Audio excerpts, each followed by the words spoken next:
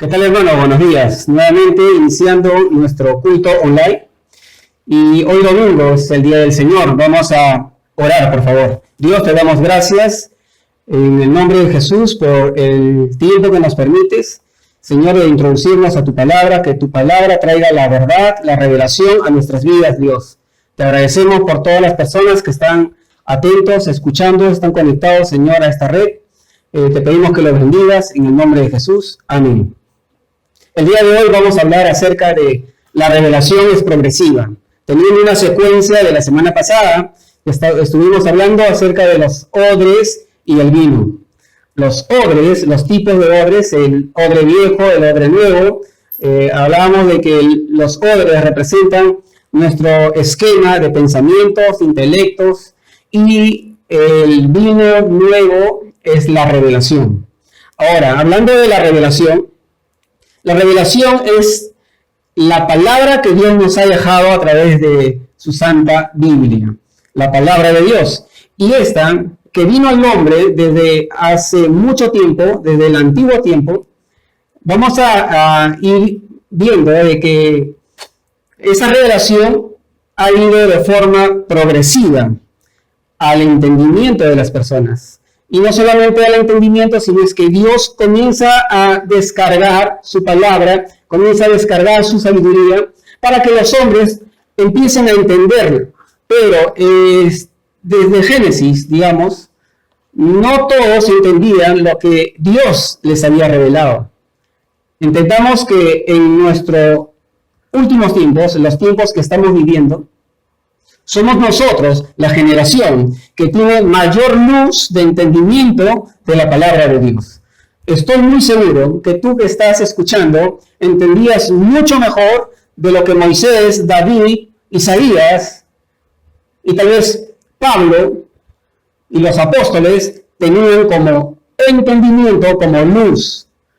Es importante que todos necesitamos actualizarnos. La actualización en nuestras vidas viene a ser el entendimiento. A eso mencionábamos que nuestros entendimientos o nuestra mente debe ser renovada. La única forma de renovar nuestras mentes es a través de la palabra de Dios. ¿Por qué le digo? Aproximadamente en la década de los 80 había un evangelista muy reconocido en el medio. Tal vez ustedes lo puedan identificar, pero no voy a decir el nombre por un tema de respeto y ética. Pero este evangelista, muy renombrado, decía en sus muchas prédicas o en sus muchas proclamaciones que daban en estadios y todo ello, decía que el televisor era el cajón del diablo, lo enfatizaban. Pero fíjense, él mismo en el año 1988 se compra un canal de televisión para transmitir el evangelio y tenía una emisora, compró 4 satélites para que se pueda difundir el mensaje de la salvación por Norteamérica, por el Caribe, por Sudamérica, por Europa y por Asia. Fíjense cómo es el tema de la revelación, tomando por ejemplo al evangelista. Pero también nosotros teníamos una doctrina y una postura muy fuerte enraizada en nosotros y hemos estado predicando, enseñando muchas de estas doctrinas que el día de hoy encontramos que hay falencias, que hay errores, las cuales tenemos que ir acomodando la doctrina o a la palabra de Dios. O la palabra de Dios es la firme base para que las doctrinas se acomoden, no que la palabra se acomode a la doctrina. Y esto nos da mayor luz y entendimiento. Y si estamos equivocados, pues nos vamos corrigiendo. ¿Pero por qué? Porque es la palabra de Dios la que endereza nuestros caminos. Entonces, es curioso que en nuestro tiempo que estamos viviendo, estamos en el 2020, desde el año 80 aproximadamente comenzó a introducirse la tecnología en nuestro mundo. Para hoy, la tecnología ha acelerado muchísimo. Y esto quiere decir que todos contamos con un smartphone en nuestro bolsillo. Algunos tienen su tablet, tienen su laptop o tienen su PC de escritorio, pero todos estos dispositivos, inteligentemente y de una manera curiosa, se actualizan en forma automática.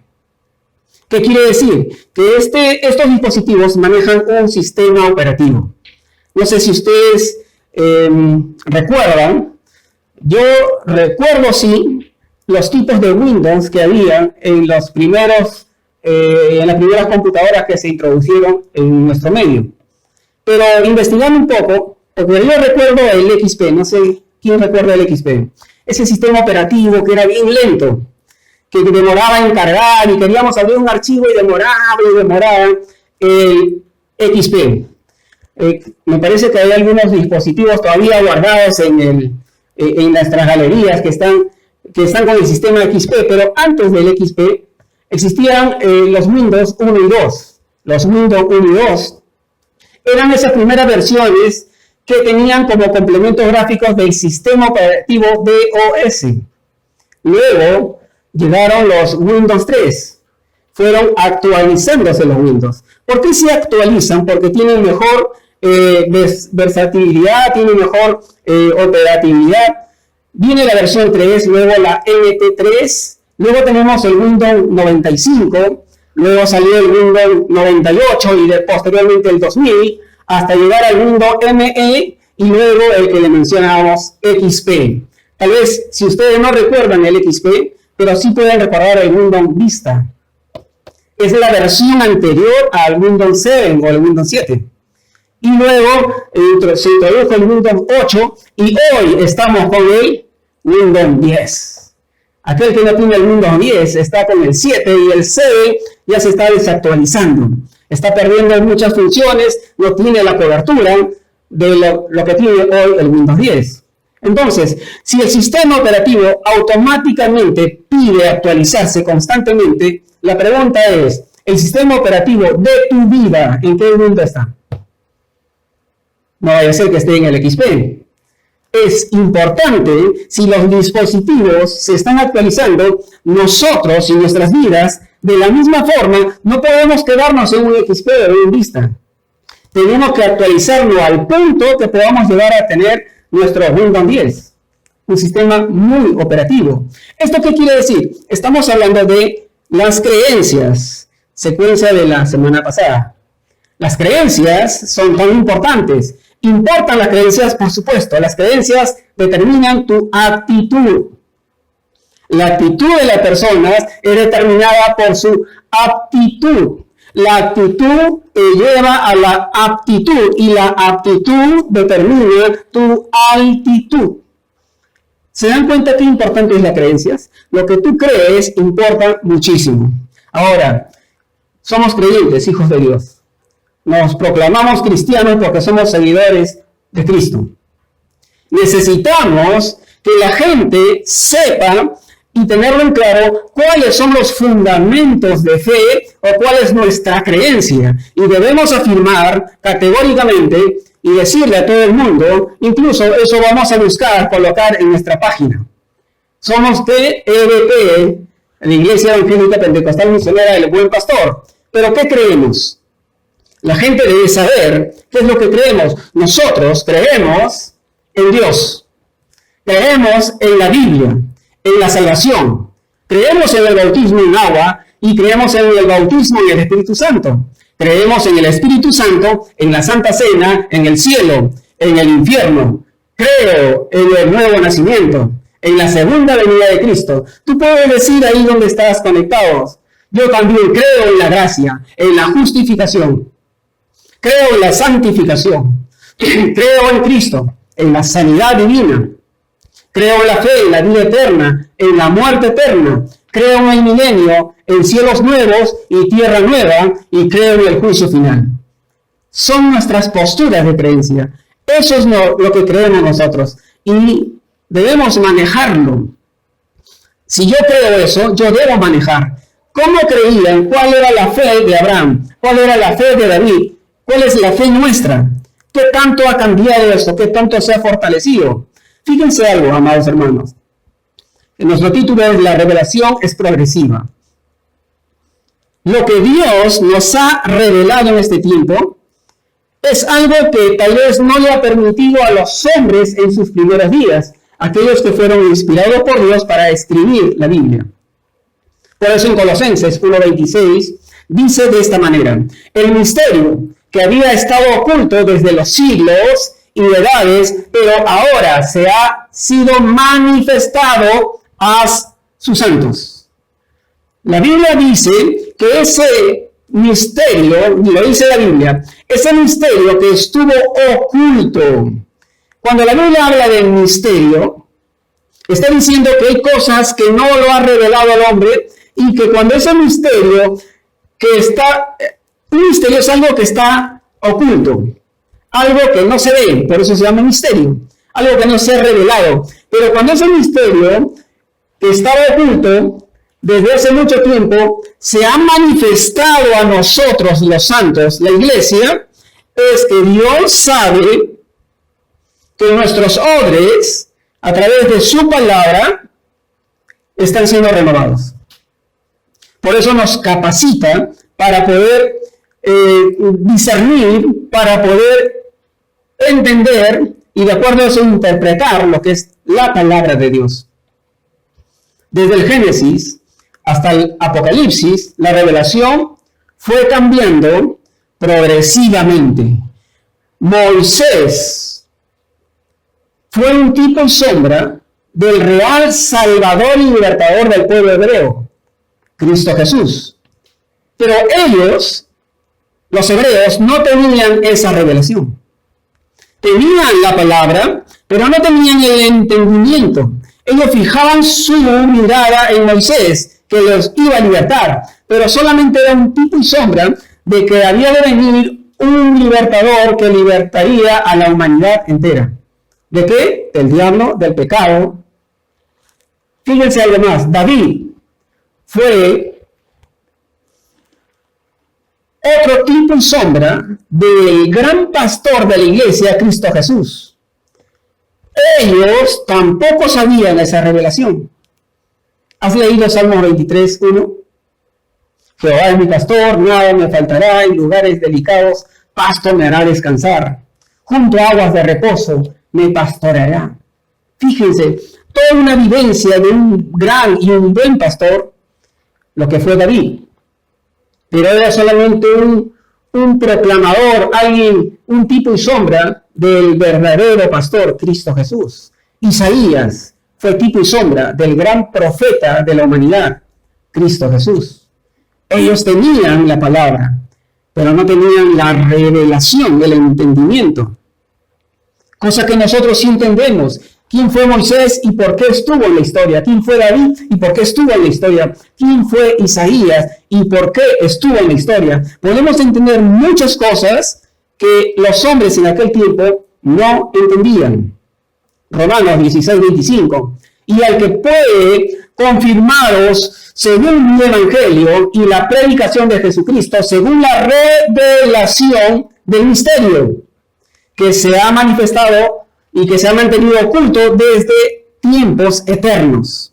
La Biblia está diciendo en este versículo que Dios lo tenía preparado para nosotros, para revelarnos algo que lo mantuvo como misterio desde las edades y de los tiempos antiguos, anteriores. Ahora, quiero decirles algo, ¿cómo es que se revelan las cosas? Porque lo que podían entender aquellos en ese tiempo, o podían tener aquellos hombres en ese tiempo, no lo podían discernir porque sus odres eran viejos. Hoy podemos entender que mucho presupuesto, mucho tiempo se pudo haber ahorrado si es que hubiésemos recurrido a lo que es la Biblia. Fíjense algo. Ustedes se acuerdan de un hombre llamado Cristóbal Colón, y que el 12 de octubre de 1492 descubrió América y a la vez demostró a la reina Isabel que la Tierra era redonda. Porque para aquel entonces, en el año 1490 o 1488, todo el antiguo mundo pensaba que la tierra era plana y que cuando viajaban con el barco y desaparecía, como que se caían a un abismo. Ese era el concepto y el esquema de pensamiento que tenía en aquel entonces. Pero Colón demostró que la tierra era ovalada, en su inferencia. Entonces, tenía que demostrar esa teoría. Pero estoy hablando de 1492, cuando se descubrió América, un nuevo mundo. Pero fíjense lo que dice en Isaías 40:22. Él está sentado sobre el círculo de la tierra, cuyos moradores son como langostas. Él extiende los cielos como una cortina, los despliega como una tienda para morar. ¿Qué está diciendo la Biblia ahí?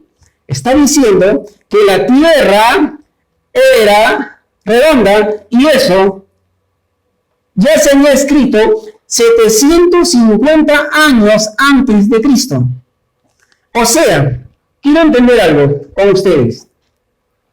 Estamos en 2020. La tierra se demostró que era redonda en el año 1492. Isaías fue escrito en el año 750 a.C. Ok. Sumemos a 1492 más 750. Sale, a ver, 2200 y tanto, 2242 me parece. ¿Ok? 2242 años que nos pudimos haber ahorrado en presupuesto y costo si tan solo creeríamos en la palabra de Dios, porque nos está diciendo 750 años antes de Cristo que la tierra era redonda. Ahora fíjense algo más. Fíjense lo que dice Corintios en el capítulo 2, versículo 7. Mas hablamos sabiduría de Dios, el misterio, la sabiduría oculta, la cual Dios predestinó antes de los siglos para nuestra gloria. ¿Qué dice ahí? Está diciendo que Pablo y los apóstoles hablaban sabiduría de Dios en misterio. Hablaban sabiduría, pero la gente no lo entendía porque le era oculto para aquel entonces. Pero hoy Dios a la iglesia le ha otorgado los ministerios y los dones para que el mundo también sepa acerca del evangelio, y los dones que hay en la iglesia han sido otorgados como un regalo para el mundo. Existe apóstol, profeta, evangelista, pastor y maestro. De estos 5 ministerios hay uno que es el maestro, y ese maestro es el que hace entender la revelación de Dios a la humanidad. ¿Por qué les digo, amados hermanos, esto?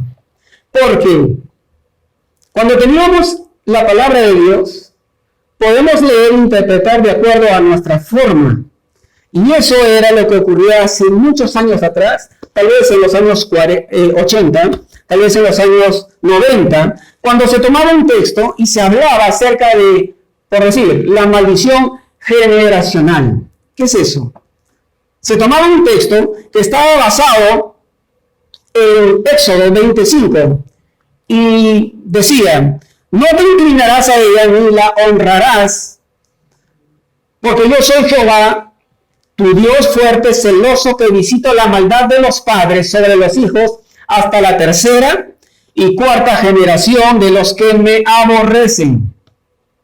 Basta tomar ese texto para sacar toda una doctrina y decir: Dios visita la maldad del padre y llega hasta el hijo, al nieto y hasta el tataranieto, y todos ellos sufrirán y morirán.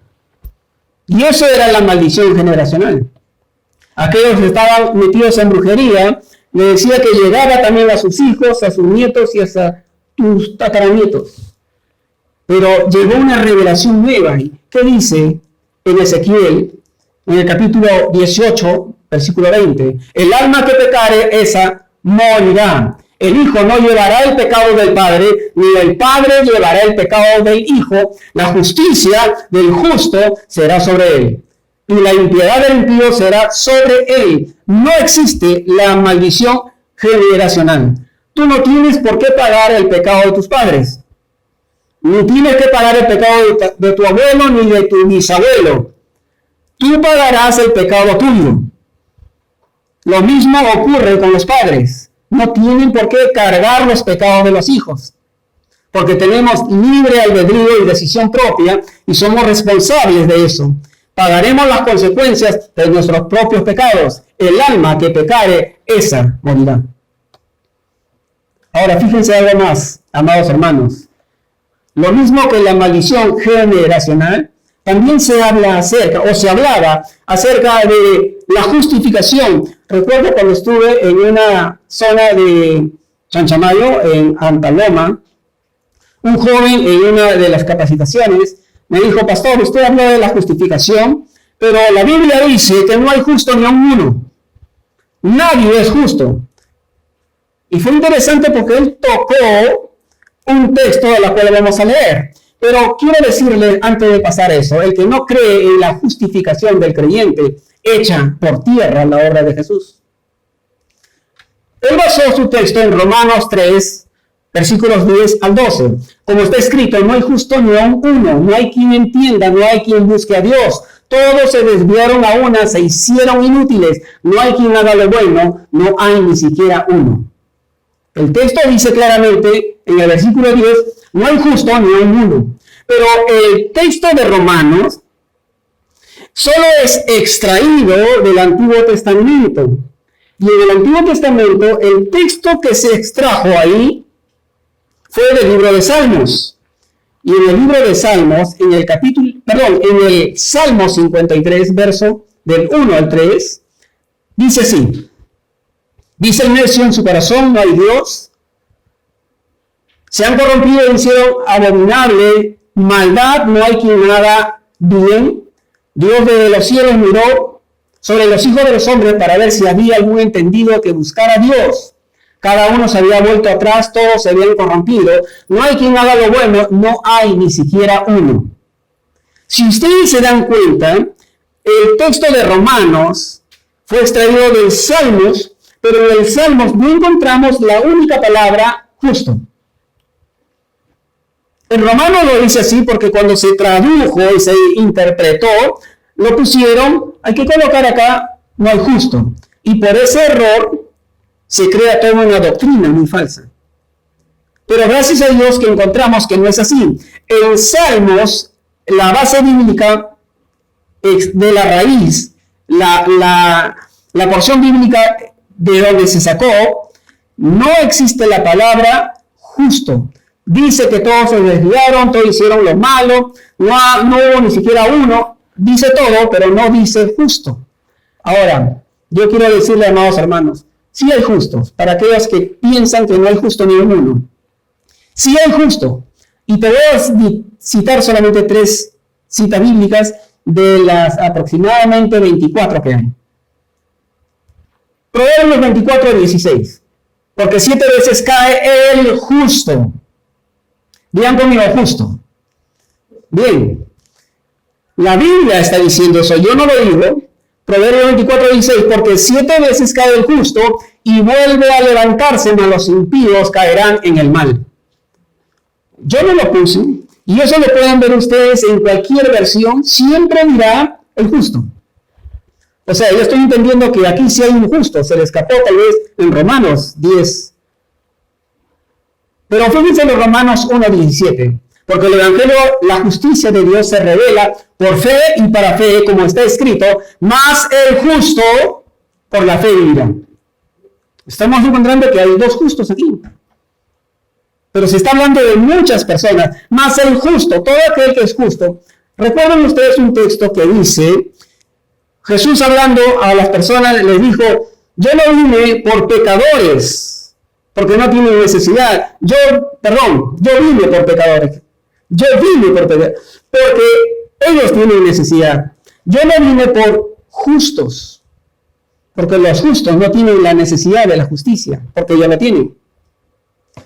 Mateo 23, 35 dice, para que venga sobre vosotros toda la sangre justa que se ha derramado sobre la tierra, desde la sangre de Abel el justo, hasta la sangre de Zacarías, hijo de Berequías. Está hablando de que sí, hay justo. En 1 Juan menciona claramente que los que aman a Dios son justos. Y Romanos, en el capítulo 8, está hablando de la justificación. Y está diciendo que al quien glorificó, también justificó, y al que justificó, ¿quién lo condenará? Cristo Jesús nos justificó. Somos justos, sí hay justos. Pero eso fue cambiando a través de la revelación fresca y también de un buen odre nuevo para entender la palabra de Dios. Ahora, fíjense algo más, amados hermanos, hablando de que la revelación fue llegando progresivamente, porque la gente comienza a entender grandes verdades. También se hablaba mucho acerca, y se sigue hablando, eso sí. Les aseguro que ustedes ingresen a su WhatsApp y tal vez hay amigos, vecinos, y usan la sangre de Jesús. Y hay creyentes que todavía piensan que la sangre de Jesús tiene poder para echar fuera demonios o para sanar. Y se dice, tú debes ser sano por la sangre de Jesús. O tal vez dicen, la sangre de Jesús tiene poder para echar fuera demonios. Yo estoy seguro que la sangre de Jesús tiene poder. ¿Pero para qué? No es para echar fuera demonios. No es para sanidad. La sangre de Jesús fue derramada en nuestras vidas con unos propósitos definidos. 1 Juan 1:7. Pero si vivimos en la luz, así como Él está en la luz, tenemos comunión unos con otros, y la sangre de su Hijo, Jesucristo, nos limpia de todo pecado. ¿Para qué sirve la sangre de Jesús? Para limpiar los pecados del mundo y de las personas. ¿Tiene poder la sangre de Jesús? Sí, la tiene, pero específicamente para algo. Hebreos 13, versículo 12 dice, por eso también Jesús, para santificar al pueblo mediante su propia sangre, sufrió fuera de la puerta de la ciudad. Dice la Biblia que la sangre de Jesús sirve para, y tiene poder para, santificar.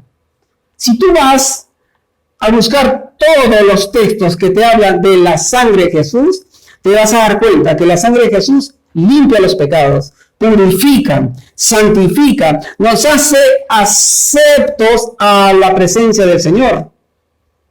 Esa es la función de la sangre de Cristo. Gracias a Dios que Jesús derramó toda su sangre para limpiar los pecados del mundo. Pero para sanidad o para echar fuera demonios, no se usa la sangre de Jesús. Y esta revelación que es progresiva, comencemos a aplicarla a nuestras vidas para dar con propiedad. Para echar fuera demonios y sanar a las personas, a los enfermos, se usa no la sangre de Jesús. Marcos 16, versículos 17 y 18. Y estas señales seguirán a los que creen. En mi nombre echarán fuera demonios. En mi nombre hablarán nuevas lenguas. En mi nombre tomarán en las manos serpientes, y si bebieren cosa mortífera, no les hará daño. En mi nombre pondrán manos sobre los enfermos y sanarán. ¿En qué basamos nosotros para poner en operación la sanidad y echar fuera demonios? ¿En la sangre de Jesús o en el nombre de Jesús? Vean cómo vamos aplicando, porque la revelación es progresiva para nuestras vidas. Ahora, hay algo más que quiero mencionarles, porque estamos hablando de revelación y esta tiene que ir siempre creciente. Hay quienes usan una palabra muy, pero muy sutil. Suena bonito decirlo así, suena como que nos da un carácter espiritual, ¿no? Es esta palabra, el Señor te reprenda. No existe una cita bíblica desde Génesis al Apocalipsis que vemos que Dios o Jesucristo o el Espíritu Santo haya dicho a algún ángel o le haya dado autoridad a ángeles, ni arcángeles, ni serafines, ni querubines. Nadie de lo que es la hueste del ejército espiritual de Dios tenga la autoridad de reprender al demonio. No lo hay. ¿Por qué? Porque esa autoridad nos las ha sido dada a nosotros. Jesús, claramente, en el texto de Marcos, que hemos leído hace un instante, nos dice que Él, dándonos autoridad a nosotros, dice, y estas señales se dirán a los que creen, en mi nombre echarán fuera demonios. ¿A quién le entregó la autoridad Jesús? A la iglesia, a nosotros. En Efesios claramente dice que estamos sentados en los lugares celestiales. Está mencionando que estamos sentados porque Él nos dio autoridad, porque nos dio su nombre, y en su nombre se doblará toda rodilla, las que están en los cielos, en la tierra y debajo de la tierra. ¿Qué quiere decir esto? Fíjense algo más. Veamos Marcos 1, 25 y 26. Fíjense cuando hablamos de reprensión, porque hay quienes piensan que la iglesia no tiene la autoridad de reprender al demonio. Quiero decirte bajo este texto. Marcos 1, 25 y 26. Pero Jesús le reprendió diciendo, cállate y sal de él. Y el espíritu inmundo, sacudiéndole con violencia y clamando a gran voz, salió de él. Hechos 16, 18. Y esto lo hacía por muchos días, mas desagradando a Pablo, se volvió y dijo al espíritu, te mando en el nombre de Jesucristo que salgas de ella, y salió en aquella misma hora. Reprender es decirle al diablo con autoridad que se vaya, expulsar al diablo, retirarlo, sacarlo. No es conversar con el diablo, es demandar. Eso se llama reprensión. Y Jesús dijo, y estas señales se dirán a los que creen en mi nombre echarán. Echarán es lo mismo, bajo estos dos textos, reprender al demonio. O sea, si yo digo, Jehová te reprenda, o el Señor te reprenda, le estoy diciendo a Jesús, Señor, la autoridad que tú me diste, no la quiero usar, repréndelo tú. O el Señor te va a decir, tú me dices que el Señor lo reprenda, ¿y para qué te di la autoridad? Quien debe reprender a los demonios eres tú, como hijo de Dios.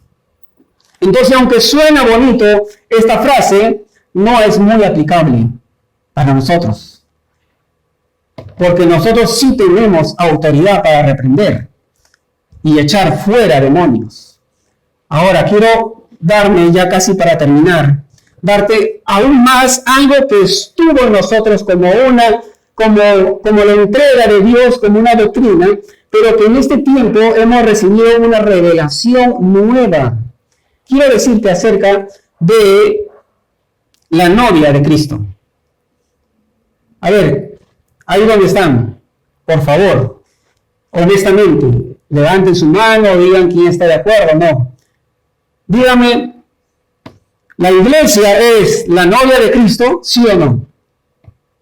¿Tú eres la novia de Cristo, sí o no? Para los que dijeron sí, aquí va la revelación nueva. Por años hemos creído, hemos enseñado y hemos afirmado que la iglesia es la novia de Cristo.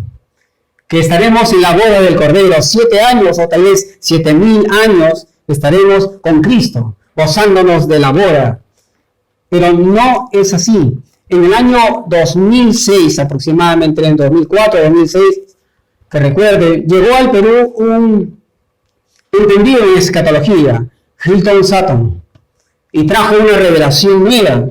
Nosotros pensábamos que era algo ortodoxo, que tal vez era un hereje, pero a través del entendimiento o a la luz de la palabra de Dios, pues seguimos a esta revelación. Fíjense lo que dice Corintios, capítulo 12, 1 Corintios 26 y 27. Si un miembro sufre, todos los miembros sufren con él, y si un miembro es honrado, todos los miembros se regocijan con él. Ahora bien, vosotros, digan conmigo, vosotros sois el cuerpo de Cristo, y cada uno individualmente un miembro de él. ¿Qué está diciendo la Biblia? ¿Es una revelación? Sí, es una revelación. Para nosotros nos está diciendo así, que tú y yo, los que hemos aceptado a Jesús, y los que aceptaron en la China, en el África, en Europa, y donde sea, todos que hemos aceptado, hemos sido bautizados, lo dice Corintios, en el cuerpo de Cristo. Nosotros somos ahora miembros del cuerpo de Cristo y la Biblia dice en Corintios que Él es la cabeza y nosotros somos su cuerpo. Ahora, solamente por un tema de criterio y así algo tan funcional. Si nosotros somos el cuerpo de Cristo, me voy a poner como ejemplo, el cuerpo, somos miembros, ya sea dedos, brazos, piernas, somos, tal vez tú puedas ser el corazón, el pulmón, no sé, pero somos miembros del cuerpo de Cristo y Cristo es la cabeza. ¿Cómo podemos ser a la vez la novia de Cristo? Jamás, es imposible. Tú no te puedes casar con tu propio cuerpo. Tenemos una esposa. Lo que va a ocurrir en la boda del Cordero es que tú y yo seremos el cuerpo de Cristo y Él es la cabeza, pero va a haber unas bodas sí, y la boda va a ser con la novia, pero la iglesia no es la novia. Entonces la pregunta es, ¿quién es la novia entonces? Bien, eso es materia de otra investigación y de otro mensaje. Pero para adelantarles, está hablando de la nueva Jerusalén. Bien, entonces la revelación es progresiva. Es curioso que los dispositivos inteligentes se actualizan automáticamente, pero en el caso tuyo, tú debes actualizarte de una manera manual. ¿Qué quiere decir esto? Que tú no te actualizas, tu mente, tu chip no se actualiza así. Tú tienes que introducirte a la palabra de Dios y esta palabra te va a traer revelación a tu vida. Quiero terminar preguntándote, ¿en qué Windows estás tú? No te quedes en el XP. Debes actualizarte. Debes estar en el Windows 10. Actualízate. Es curioso que hay quienes están en este tiempo y todavía piensan como en el año 1970. O tal vez con el 1980. Estamos en el 2020. Y la revelación que tenemos debe estar acorde a nuestro tiempo. Hoy tenemos mayor entendimiento, mayor luz de la palabra de Dios. ¿Es progresiva la revelación? Sí. Lo que le dio el Señor a Adán, lo que le dio a Abraham, a Moisés y a David, con el entendimiento, hoy tú lo tienes en mayor proporción, en mayor grado, porque la revelación es progresiva. Dios te bendiga, amado hermano.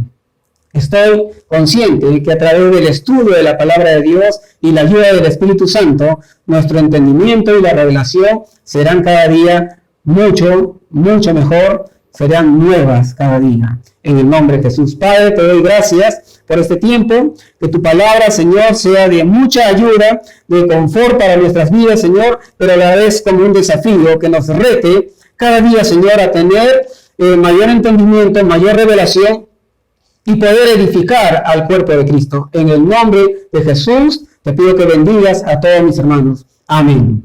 Hasta la próxima, amados hermanos. Dios le bendiga.